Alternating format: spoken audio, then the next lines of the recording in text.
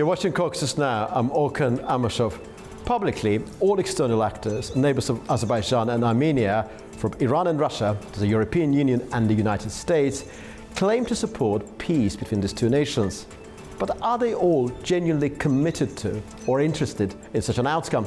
And what do people on the streets of Baku and Yerevan make of their professed intentions? Let's listen and try to understand.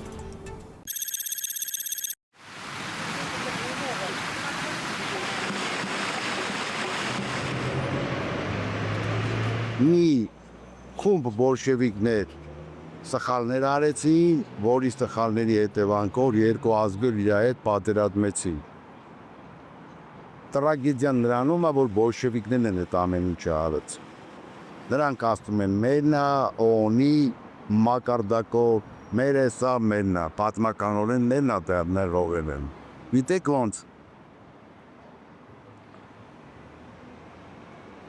Պետք է խելացի վարվեք, որ վաղը չեմ իստորը քո նախնիները, քո սերունդները չտուժվեն այդ ամեն ինչից, թե ադրբեջանցիներից, թե մեր կողմի։ Դրա տեսեք, այդտեղ շատ նուրբ հարց կա։ Փոխանակ Ռուսաստանի նման դաշնության, այսպես ասած, դաշնակից պետությունը անդրտատնի պատերազմ չլինի, նա Ադրբեջանին այդպես կոչված սայուզնիկ վաճառել է հարցակողական վենք 5 միլիարդ դոլարի։ Հարցակողական 5 միլիարդ դոլար, ինչի համար, որպեսզի հայերի սպանել։ Հարցակողական շեշտին է Ռուսաստանը, որպեսզի ինքը թելադրի Հայաստանում իրաբար չի լինի դա, հասկանում եք, ուժով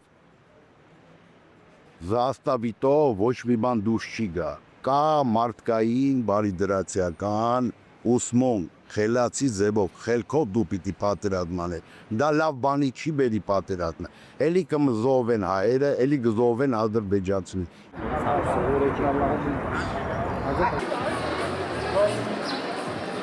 Fransanın işe karışması, Rusya'nın, yaxud Amerikanın işe karışması mən deyərdim bizim xeyrimizə deyil. Fransa heç vaxt Azərbaycanın xeyrinə işləməyib. Heç vaxt. Heç o sülh danışığına da heç deyərdim saya maraqlı deyil. Hər kəsin öz mənafeyi var. O öz mənafeyin güdürlər hər bir. İkinci də qalsa, Ermənistanın özünə qalsa, Ermənistanı qoymurlar heç baş dövlət. Ermənistan özü ilə Azərbaycanla barışar da təkbətək. Təkbətək Azərbaycanla dil tapıb danışa bilər. Bu ölkəni qıcıqlandıranlar çoxdur. Bax, bu da gətirib belə bir mənfi təsir göstərib, gətirib belə yerə çıxardır. Əgər sülh məsələsini həll edirlərsə, gərək iki dövlət, iki aralarında konflikt olan dövlətlər özlər bir-birinə danışıq yolu ilə həll eləsinlər. Başqa dövlətlərin oraya qarışmağa heç bir xeyri də yoxdur. Fransa dövləti çalışır ki, bu sülh məsələsi həll olunmasın. Çünki o istəyir ki, Ermənistanı güya müdafiə edir. Əslində də müdafiə edir. Ermənistanın işinə qarışıb, onun daxili işinə qarışaraq, onların sərvətinə yerinə göz tikir.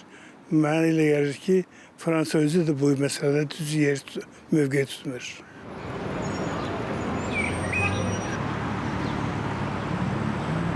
Ես մտածում եմ սենց, որ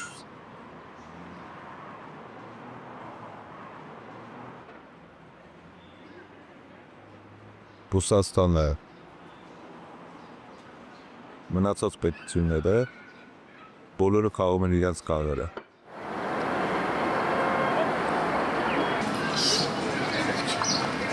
1992-ci ildə yaranan ATƏT Minsk qrupu əslində bizim işğal olunmuş torpaqlarımızı, vaxtilə işğal olunmuş torpaqlarımızı deyən, onların azad olunmasında, sülh yolu azad olunmasında köməklik etməliydilər. Lakin 92-ci ildən 2020-ci ilə qədər bunların hər hansı bir addım belə atdığını görmədik. Yəni bunu dövlət səviyyəsində də, vətəndaşlar səviyyəsində də hiss etdik ki, həqiqətən bir tərəf mövqe rolu oynaya bilmədilər. Qərb ölkələri daha çox Ermənistan tərəfdən iştirak elədilər. Həm siyasi dəstək, həm Minsk qrupu yaradılıb, lakin həmsədrləri olan ölkələrdən Fransa tamamilə açıqdan-açığa ermənipərəst mövqe göstərdi. Amerika Birləşmiş Ştatları siyasi olaraq bir tərəf rol oynamağa çalışırdı, amma daha çox Ermənistan rol oynayırdı. Bunlar da məlumdur, çünki orada erməni diasporası daha güclüdür. Rusiya isə bir tərəf rol oynamaqdan daha çox öz siyasi mövqeyini qoruyurdu.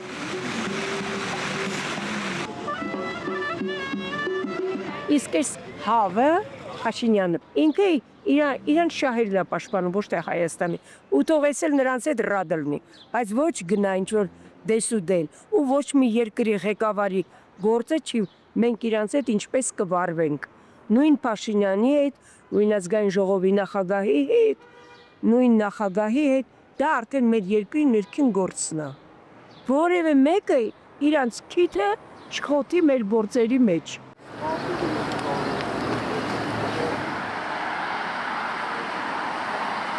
Vasitəçilik eləyən azdır mənim balam. Maniçilik törədən çoxdur. Rusiya, Fransa əsas sınavın bu ikisidir. Amerika gəh nala vurur, gəh maxa vurur. O istəyir ki, bizimlə mehriban olsun. Buna görə də əsas məsələ Rusdur. Fikir verirsiniz, biri gedir, biri gəlir, biri gedir, biri gəlir. Körü kök alır kənarda. Sülh başlayacaq, o kimə lazım olacaq? Ona görə də birinci növbədə odur badalaq vuran bizə.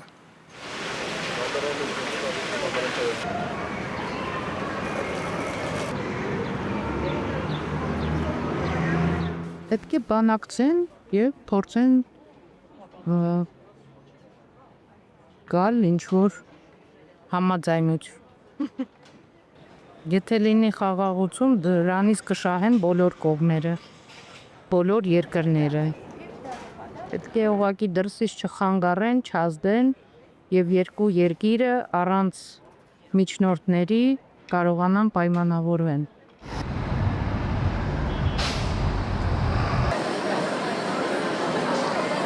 Ümumiyyətlə, əslində bu prosesi Azərbaycan Ermənistanla özü həll eləməlidir.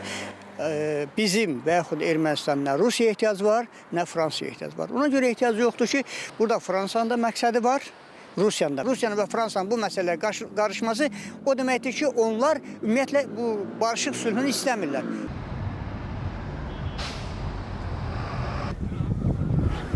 I think now that the conflict is more settled and resolved, I think the only foreign interventions that I would like to see would be like peaceful.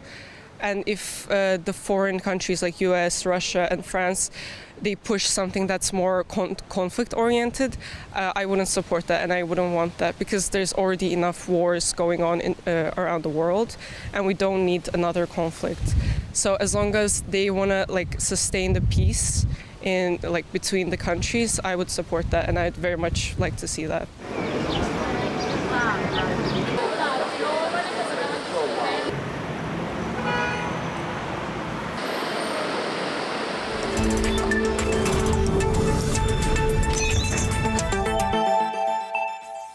And now joining me to discuss the implications of what we have just seen and the broader question of external influence on the Azerbaijani-Armenian peace process, Areg Kochinyan, President of the Research Center on Security Policy, joining from Yerevan, Armenia, and Ahmad Alili, Director of the Caucasus Policy Analysis Center, joining from Baku, Azerbaijan. Well, welcome to both of you. Thank you. A long time no see. I mean, a lot has happened. Thank you for the invitation. A lot has happened since we last convened. There was a meeting in Tehran, Albania, between President Aliyev and Prime Minister Pashinyan. And now we know that Armenia will host the 8th summit of the European political community, and Azerbaijan will host the 12th version of this summit. Some developments taking place in Armenia, of course. They may have some bearing upon Azerbaijan-Armenian peace process. Prime Minister Pashinyan congratulated Azerbaijani people on their Qurban Bayram, which is an important development as well. So quite a lot has happened. My first question is addressed to you, Areg. So you just listened to what people on the streets of Baku and Yerevan are saying. There are those who are skeptical, and there is one recurrent theme about the sort of lack of interest coming from the external actors. If you had to choose one particular external actor which is not invested at all in the peace between Azerbaijan and Armenia, what that actor be? Which actor would you define in those terms? Well, first of all, let me remind the old Latin proverb which says Vox Populi, Vox Deo, which means the voice of people is the voice of God. Usually people are wise, usually people are smarter, much smarter than what political elite usually thinks that the people are. I would say that generally people do understand what's happening between the nations, that the nations are committed to building the peace right now, while there are some third powers, some third forces who are not that invested or who are not that interested in the peace. Here, there may be disagreements about first of all, the level of the influence of these third parties, how actually influential they are on ground, and also in Yerevan and in Baku, they may see different actors in this role. But the actor that was repeated by both sides, by both people that were questioned in Yerevan and in Baku, was Russia. And I don't think this is coincidence. I mean, it is quite obvious that among the great powers, Russia is the most present one in South Caucasus, has the biggest interest in South Caucasus, and this interest is multidimensional. This is a security interest, this is a political interest, this is economic interest, I would say even a colonial or a post-colonial interest. Russia still sees South Caucasus as its let's say, legal or legitimate sphere of power, and all of this is a post-colonial discourse, of course. So Russia is definitely the number one power who has the biggest influence as of now, and who also is the most negative influencer on the peace processes, because Russia is not interested in the long-lasting peace between Armenia and Azerbaijan. The conflict, the existence of conflict, is the very anchor of the Russian influence in our region.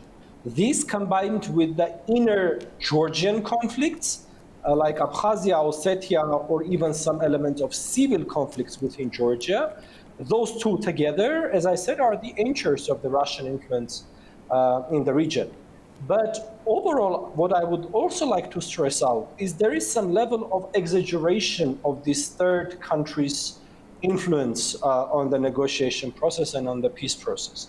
I think that we should avoid the intellectual laziness in finding, third sides on whom everything is dependent. We don't have any control over those third sides, and then blame them for not having the peace. I think significantly more can be done between the Republic of Armenia and the Republic of Azerbaijan that is not being done as of now. That is within the grasp, let's say, that is within the possibility. And then, of course, it's easier to blame third parties rather than do the homework yourself. We'll come back to the point in particular. The next round of questions will be about the way Russia reacted to what happened on the 6th of October 2022, the Lavrov's latest remarks made by Medinsky. Ahmad, as far as I understand, there are three major takeaways from what Areg has said. He said that Vox Populi reflects the reality, the people are very smart, they understand the substance of what is going on. Number two, he specifically mentioned Russia, and also he said that actually in reality we should not exaggerate the perceived influence of external actors on Azerbaijani-Armenian dynamics, and from which I think I inferred that Areg believes that if Azerbaijan and Armenia want to sign a deal, they will sign, and no external actor will be able to influence this process. I would like to pose the same question to you. So which external actor do you believe, based on both perception and policy, is least interested in seeing a lasting peace between these two nations? Well, I believe that I would agree with most of points that Areg praised, and especially about the Vox Populi. And I would say that it was quite interesting to see that there is a certain patterns that Armenian audience and Azerbaijani audience, they share. There is a certain consensus on some issues. For example, there were correspondence which both mentioned that the external actors all want their interests be represented around the negotiation table. So this kind of issues shows that audiences in Armenia and Azerbaijan, thanks to extensive dialogue process that Armenia and Azerbaijan managed to have for the last couple of years. And especially I would say that experts talking to each other, media talking to each other, Azerbaijan and Armenian media hosting Armenian and Azerbaijan experts such as your format. And this kind of format helps Armenian and Azerbaijan audiences to receive information from the same sources. Through these platforms, the audience fed with the very similar information, and that leads to the point where the audiences, they share very similar opinion on something. In some cases, some countries might be seen in a more negative way than in other cases, but that shows that there is a shared similarities. So this is quite a positive dynamics, I would say that. And I'm in a conference right now, and I'm meeting with the former Armenian officials, and we remember certain processes. And actually, we also would say that here in the conferences, sometimes we feel that the achievements of Armenian and Azerbaijani diplomacy for the last couple of years, it should not be underestimated. What we made, what Azerbaijan and Armenia could achieve for the last couple of years, we could not achieve for the last couple of decades. So that is why the path that we took for the last couple of years is quite important, and I believe that we should appreciate the progress that we made, especially like that. Lavrov's, and I believe that we're going discussing this issue in length in a few minutes, but Lavrov complaining that Baku and Yerevan, they could reach consensus on the most important issue about recognizing each other's territorial integrity. That was one of the most principal questions of this conflict. That's out of the question. So that means that Baku and Yerevan, Azerbaijanis and Armenians are equipped with all of those diplomatic skills to move this process forward. And sometimes Armenia, there is a certain image, some interested parties, they want to create this image that Armenians and Azerbaijanis, they are not civilized enough to solve their own problems. So I believe that all of those developments taking place, that shows that we are quite capable. And I'm very happy to see that the audience, they are sharing the same opinion on many issues. And also about the perceived influence, I would say that there is Areg knows, that we have discussed this issue past, that Azerbaijan believes that there is a certain influence on Armenia from external powers and the influence of certain decisions of Armenia on certain issues. So I believe that it requires additional and more extensive dialogue process between Baku and Yerevan, that we can prove to each other that there is no external influence on us, and we can make decisions on our own. And but again, I believe that the path that we took, the achievements that we have for the last couple of years, it's quite positive, quite positive developments we're witnessing. Areg, as I mentioned earlier, quite a lot has happened over the past 1 month or so. Speaking of external actors, one particular representative of that particular external actor was in Yerevan very recently. I referred to Russian Foreign Minister Sergei Lavrov, and he said something along the lines that Armenia had continued to occupy Azerbaijani territories until 2020 with Russian-made weapons, and that those territories were never the object of Armenia's sort of territorial claims, and that was naturally caused a certain degree of backlash in Armenia, I imagine, but was positively received in Azerbaijan, naturally. And then we heard from Presidential Assistant Medinsky, whose comments caused some perturbation and backlash in Azerbaijan, where he described this Karabakh region as internationally disputed territory, to which Azerbaijan reacted in a certain way. So what I'm trying to ask you really, against the backdrop of all of these developments, what do you make of this Russian posture? There is a sense, this is clearly felt here in Baku, that current Russian government is effectively accusing the government of Nikol Pashinyan of recognizing Azerbaijan's territorial integrity back in October 2022 and letting down some of its own national aspirations. There's a Russian criticism of what Armenia did back then. How is it being perceived in Yerevan? The story is a little bit wider. I would say that the conversation right now between Russia and Armenia is whether Russia betrayed Armenia or not. Here in Armenia, there is a strong feeling that Armenia was betrayed by Russia. And I'm not referring to the war of 2020, but to the escalations of 2021 and 2022, where this may not sound that positive in Baku, but I'm in Yerevan. And in Yerevan, we think there was an intervention of Azerbaijani forces into the territory of the Republic of Armenia. And then Russia did nothing. It announced that it doesn't really know where the border between Armenia and Azerbaijan passes. Now, that was felt as a betrayal of Russia in this country.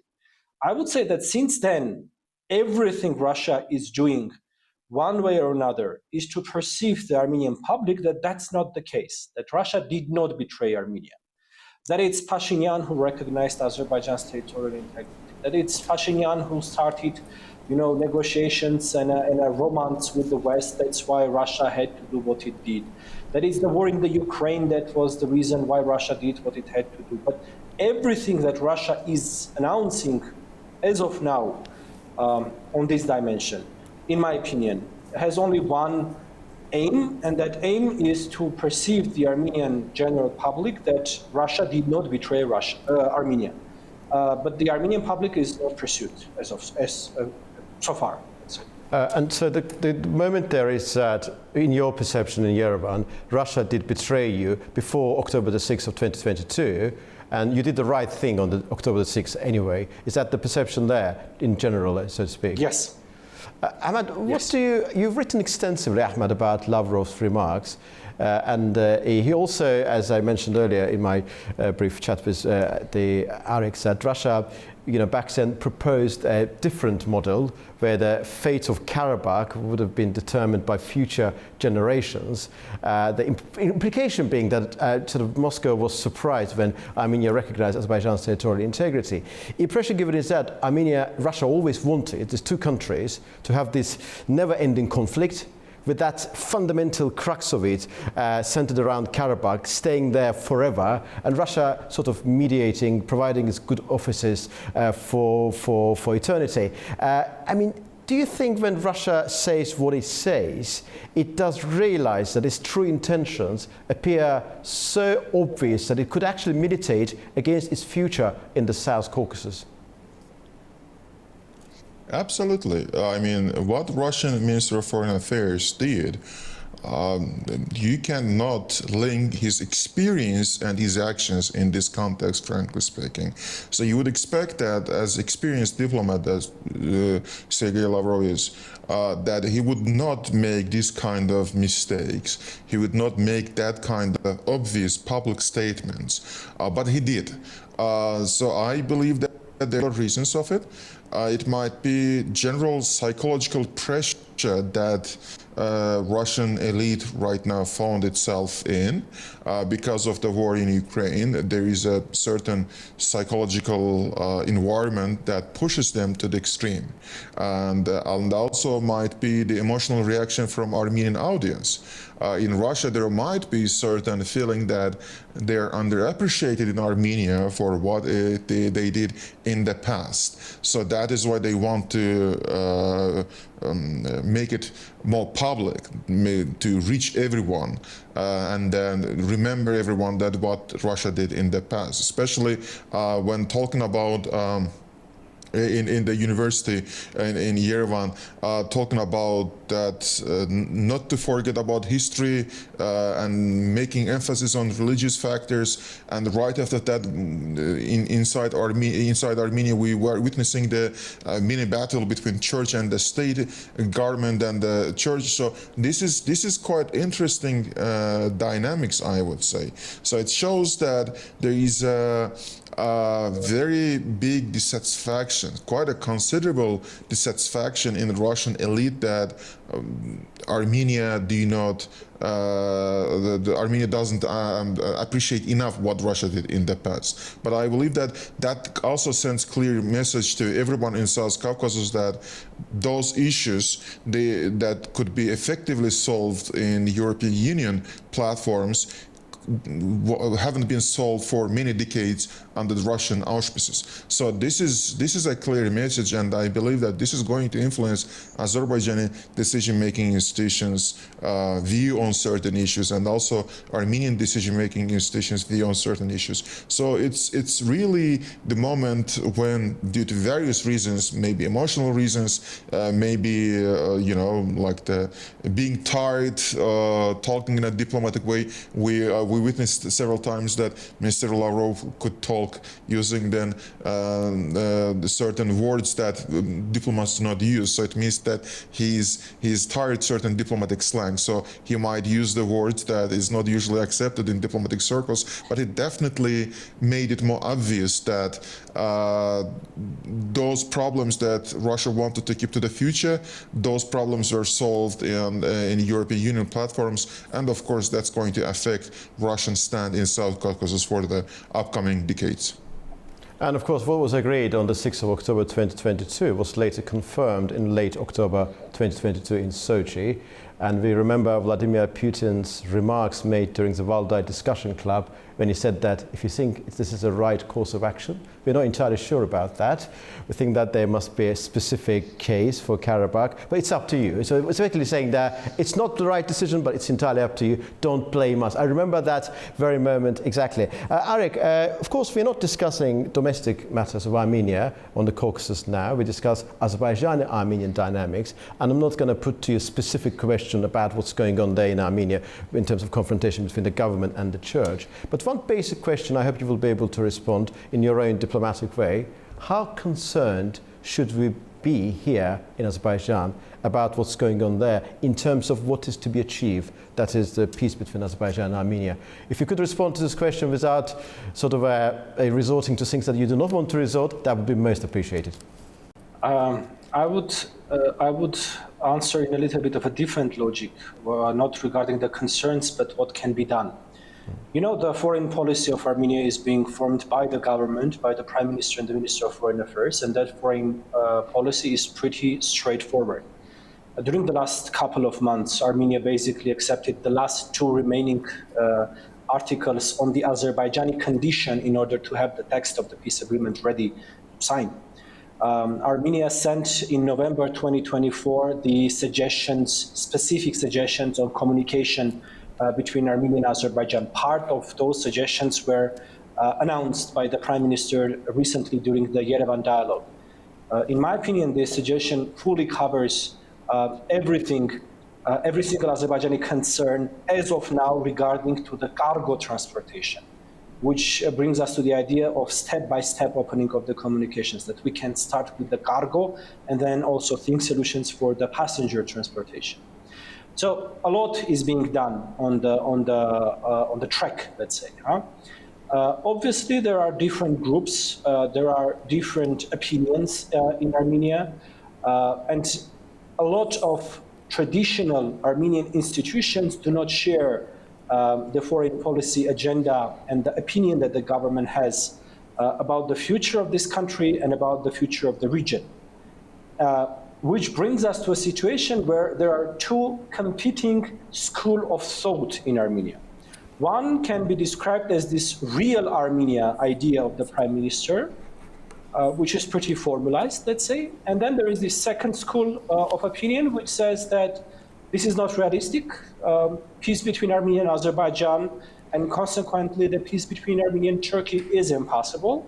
Thus, we have to remain as a ghetto, as a colony of Russia, with the high hopes that Russians will protect us from Azerbaijan and from Turkey. This is the second school of thought. As of now, as I said, the first school of thought has the government, has the power in Armenia, and has the ability to conduct the foreign policy. But the relation between those two schools of thought and the relations between, or to put it in a way that, or the way which school of thought will seize the power in the 2026 elections is not dependent only on the inner political developments in Armenia. It is also dependent on the foreign political developments, on the regional developments. Thus, if, let's say, the general public in Armenia would see that the peace is possible it's within the grasp of reach. I would say that that would definitely reinforce the first school of thought.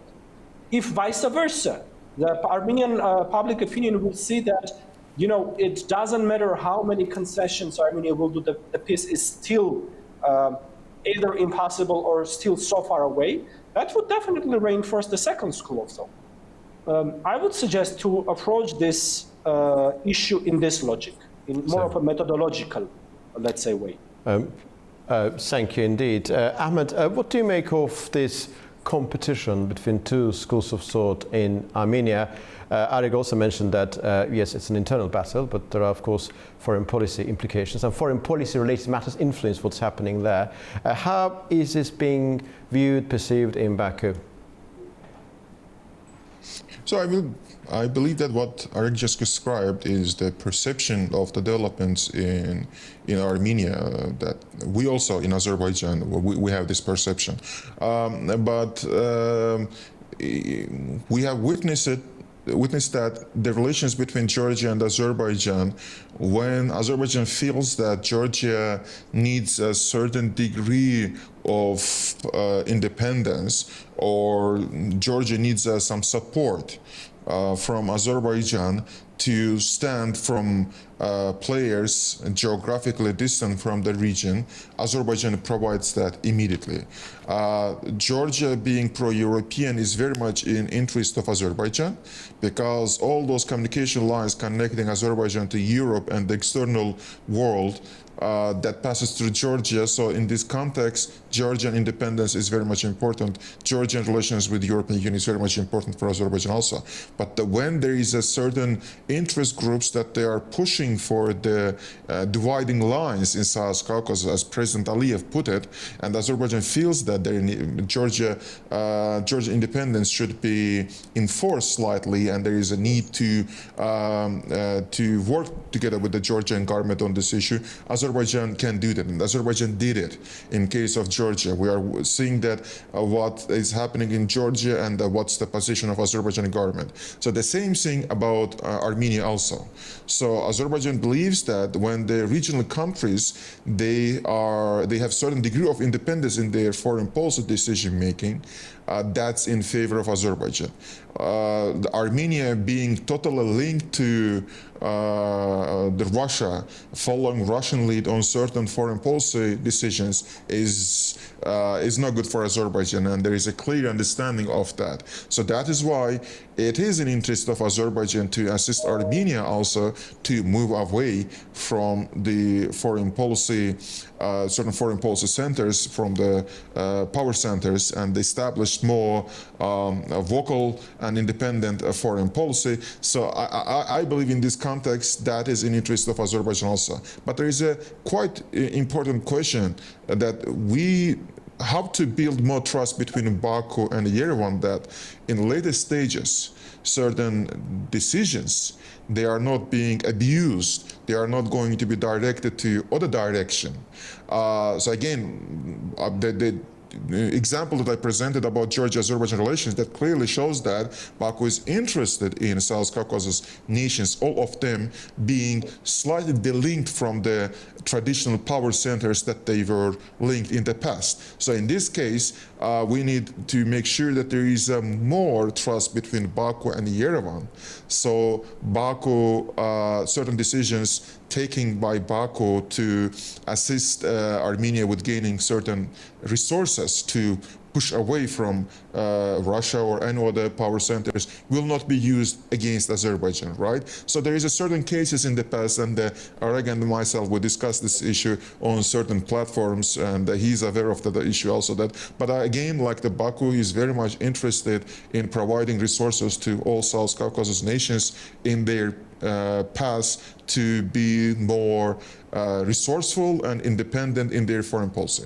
Areg, just before moving... May I add one comment here to complement what absolutely. said? I think it's a really important conversation. You know, I think for the first time in the known history, I would say, the three South Caucasus republics have pretty much the same foreign policy priorities as of now. This is foreign policy of diversification. this is the first time that all three, Azerbaijan, Georgia, Armenia, want pretty much the same thing, want diversification in their foreign policy. And I would agree with colleague, with Ahmad, that there is a dimension in which Armenian and Azerbaijani interests are pretty much the same about the future of the conflict, the future of our relations, and the future of the region in general. But I also share the opinion that what we lack as of now is some level of mutual trust that is crucially needed in order to build this cooperation we were referring to. Now, how this can be done? As of now, I have one sort of short-term suggestion. This is that the leaders did not meet for a very long time already on a separate occasion, let's say. They met on several, couloirs of different international conferences, be that in Albania or in Petersburg or in Kazan. But what I honestly think we would definitely need very much is a long bilateral meeting on the level of the leaders, like 2, 3, 4 days long meeting, where all of the tracks, there are different tracks of normalization that is happening right now. The peace the negotiations on the peace agreement, the limitation demarcation, communication, missing people, etc., etc. There are many tracks where the conversation is happening. So in order to discuss all of this on the level of the leaders, I would say that this is something both countries need for a while now, a serious and a long-lasting meeting between the leaders. Thank you, Areg. Just before moving to the latest meeting between the leaders in Tehran, Albania, I just want to make one small point regarding Azerbaijan and Armenia having self-same interest in terms of building peace in the South Caucasus. You mentioned earlier about Armenia's diversification policy. So the logic of diversification is based on the idea that you should not be dependent on anybody. You should have a diversified economic supplies and the military supplies. And Azerbaijan's equidistance policy in the same way follows the same logic. You are at equal distance from all powers, and therefore you're not exclusively reliant on anybody. So that is also one form of diversification in a sense. I remember, I think that was a year and a half ago in Geneva, there was a think tank meeting. There were a couple of Armenian colleagues as well. And when Azerbaijani analysts were talking about the Zangezur corridor, I know you don't like the term, but we talk about overland passage connecting mainland Azerbaijan with Nakhchivan exclave. I was there, and as Murat from Topçubaşı Center started to say that it's going to be absolutely brilliant for Armenia as well. It's in our common interest, and Alexander Iskandarian reacted saying that don't tell us what is in our interest, don't sort of patronize us. And then I made a point saying that, well, what is in our natural interest is also, it so happens that it is in our interest that we have this connection connecting mainland Azerbaijan with Nakhchivan, and that could potentially be part of the wider connectivity benefiting Armenia. So it's not about, it's sort of a natural course of action rather than, so it's natural self-interest rather than some sort of an emotional, sort of a romantic assignation or anything of that kind. Let's move into what happened in Tirana. We know that Armenia will host the 8th summit of the EPC, European Political Community. We remember that before COP29, everybody was talking about event-specific deadline. And now I imagine people will start talking about next May being a new sort of event-specific deadline. What do you make of that moment, Areg? I'll be very honest with you. I don't believe in event-specific deadlines. Deadlines of symbolic nature, let's say, in the serious international issues like the conflict between Armenia and Azerbaijan. But what I believe in, as I described a little bit earlier, is this two school of thoughts that exist in Yerevan, and how the foreign developments, the regional developments will influence, inevitably, will influence the 2026 elections, and which school of thought would gain more popular support during those elections. So what I would say that if the Armenian-Azerbaijani normalization process would show some level of success, be that on the delimitation demarcation track, be that on the communication track, or be that on the peace agreement, track. That would influence a lot what will happen in Armenia in 2026 elections. While the conference you mentioned, it will be just 1 month after, it will be 1 month prior to the elections. Elections are going to happen almost, nearly 1 month after the conference. Yes, so the juncture is very interesting. So May 2026, the 8th EPC summit taking place in Yerevan. Naturally, as part of protocol, President Aliyev is invited. Will he attend or not? Absolutely no idea. Time will show. Maybe foreign minister will attend. Absolutely. In the realm of contemplation and conjecture, nothing more. And after 1 month, elections in Armenia. Very fateful, pivotal elections, no doubt about that. Two schools of thought competing against each other, connected with what's happening in the South Caucasus between Azerbaijan and Armenia. Ahmad, how do you see this timeline? We are already within the process, which is going to last for some considerable time. We are already inside that dimension, scope. What is your evaluation of what's happening? Yeah.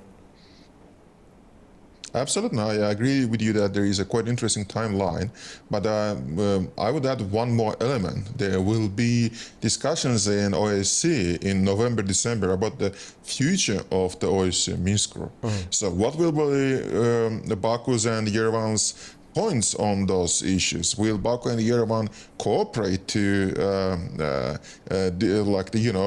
abolish OSCE Minsk group? So it's a very important question, and I believe that when Areg talked about that leaders meeting, and I believe that we are right now what happened after March 2025, we are witnessing that there is a certain positive dynamics between Armenia and Azerbaijan, especially Armenia and Azerbaijan supporting each other's candidacy for EPC, hosting EPC meetings, and Azerbaijan supporting that. That is a clearly positive message. So will it find additional, will there be additional positive elements up until the November, December 2025 before discussing the future of the OSCE Minsk group? We will see, but I'm very much hopeful that there will be opportunity, there will be positive moments, and there will be opportunity for Armenian and Azerbaijani leaders to meet. But of course, like that again, some speculate that Azerbaijan agreed with this case because